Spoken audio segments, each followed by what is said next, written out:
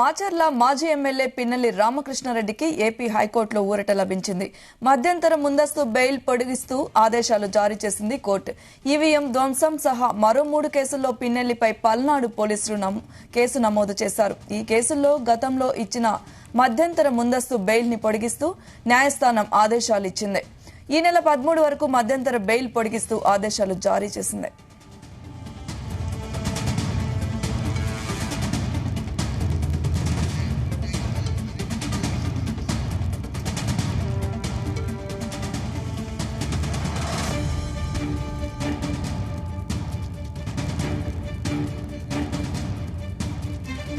మాచర్ల మాజీ MLA Pinnelli రామకృష్ణారెడ్డికి AP హైకోర్టులో ఊరట లభించింది. మధ్యంతర ముందస్తు బెయిల్ పొడిగిస్తూ ఆదేశాలు జారీ చేసింది. ఈవీఎం ధ్వంసం సహా మరో 3 కేసులు పిన్నెల్లిపై పల్నాడు పోలీసులు నమోదు చేశారు. ఈ కేసుల్లో గతంలో ఇచ్చిన మధ్యంతర ముందస్తు బెయిల్ ని పొడిగిస్తూ న్యాయస్థానం ఆదేశాలు జారీ చేసింది.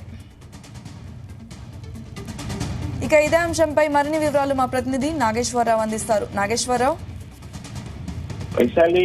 మాచర్ల మాజీ ఎమ్మెల్యే పిన్నెల్లి రామకృష్ణారెడ్డి అంశం ఉత్కంఠంగా కొనసాగింది. అయితే రాత్రి 10:30 గంటలు 11 గంటల వరకు కూడా పిన్నెల్లి రామకృష్ణారెడ్డి ఏ టయానికైనా అరెస్ట్ కావచ్చని తెల్లవారుజామున 10 కాడి నుంచే నిన్న ఉదయం 10 కాడి నుంచే రాత్రి 11 దాకా ప్రతి క్షణం కూడా ఉత్కంఠంగా జరిగింది.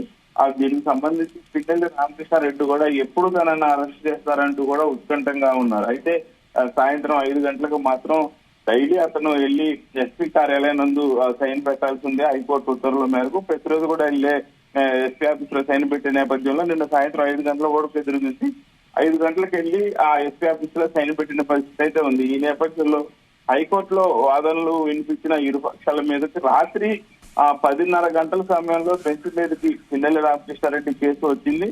ఆయన మాచర్ల నియోజకవర్గంలోని పాలవాయి గేట్ సమీపంలోని పోలింగ్ బూత్ లో ఆ ఈవీఎం ప్యాడ్ పగలగొట్టిన కేసు ఒకటి, అలాగే ఆ పోలింగ్ బూత్ నుంచి బయటకు వచ్చినప్పుడు శేషగిరి అనే వ్యక్తిని హత్యాయత్నం కేసు ఒకటి, అక్కడే మహిళను దుర్భషలాడిన కేసు ఒకటి, అలాగే వెల్దుర్తి మండలంలో ఒక ఏజెంట్ ని బెదిరించిన కేసు మరొకటి, కారంపూడిలో సిఐ నారాయణ స్వామిపై ఆయన అనుచరులు ఆయన దాడి చేసిన ఘటనకు సంబంధించి కూడా మొత్తంగా 4 కేసులు అయితే ఈ పిన్నెల్లి రామకృష్ణారెడ్డిపై బలంగా నమోదైంది. ఈ 4 కేసులకు సంబంధించి కూడా హైకోర్టులో ఇరుపక్షాల వాదనలు విన్న తర్వాత ఆ ఇద్దరు లాయర్లు ఎవరైతే పిన్నెల్లి రామకృష్ణారెడ్డి తరపున ఉన్నారో, అలాగే బాధితుల తరపున ఉన్నారో, అలాగే సిఐ నారాయణ స్వామి తరపున ఉన్నారో, వీళ్ళందరూ వాదనలు విన్న హైకోర్టు వాళ్ళ అనుమతితో టైము ఎక్కువైపోయింది, ఇప్పుడు పొడిగించి వాదనలు వినే పరిస్థితి లేదని వాళ్ళందరి అనుమతితో కేసుని వాయిదా వేయటం జరిగింది. అయితే ఆ పిన్నెల్లి రక్షణ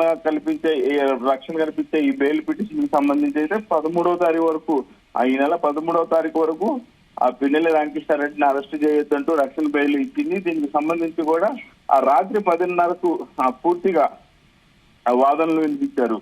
అయితే పిన్నెల్లి రామకృష్ణారెడ్డి దాఖలు చేసిన 4 ముందస్తు బెయిల్ పిటిషన్లు గురువారం హైకోర్టులో విచారణకు వచ్చాయి. పిటిషనర్ తరఫున సీనియర్ న్యాయవాది టి నిరంజన్ రెడ్డి ఆ కేసులు ప్రాథమిక వాదనలు మొత్తం వినిపించారు.